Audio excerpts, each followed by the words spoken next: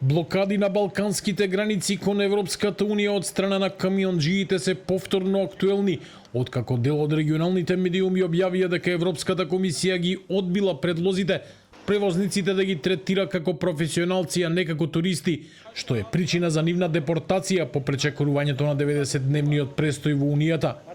Дополнителен проблем е новиот електронски систем за влез и излез, поради кој возачите брзо го достигнуваат лимитот и добиваат црн печат.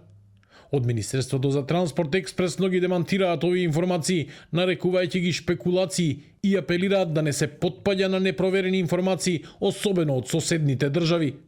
Оттаму велат дека со Европската комисија се работи на трајно решение во рамки на новата визна стратегија, дека е најавено одложување на примената на електронскиот систем и дека диалогот продолжува преку техничка работна група со засилена динамика.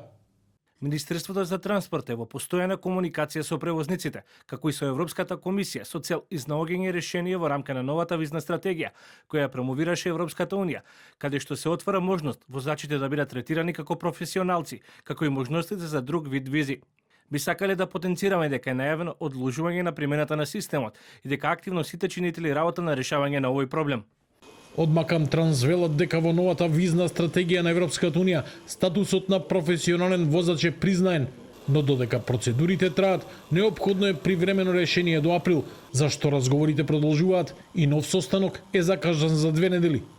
Со самата измена на стратегијата се дава можност да се признае дека и овој вид на транспорт е ист како и другите и сега очекуваме период во кој што треба сите потребни документи што се, процедури што се спроведуваат во Европската комисија да се завршат и конечно да се дефинира каков третман во рамките на обезбедување продолжен престој ќе биде за професионалните возачи.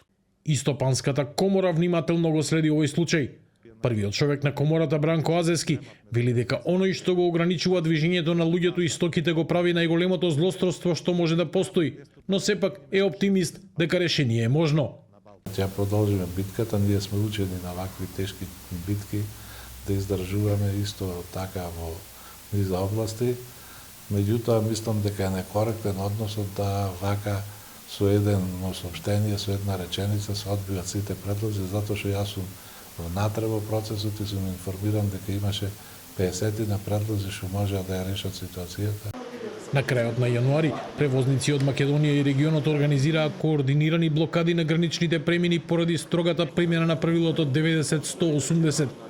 Протестите беа прекинати по најавата дека Европската комисија ќе разгледа можноста за специјални визи за професионалните возачи. Тие велат дека не сакаат да завршуваат во притвори по европските држави поради пречекорување на престојот од 90 дена.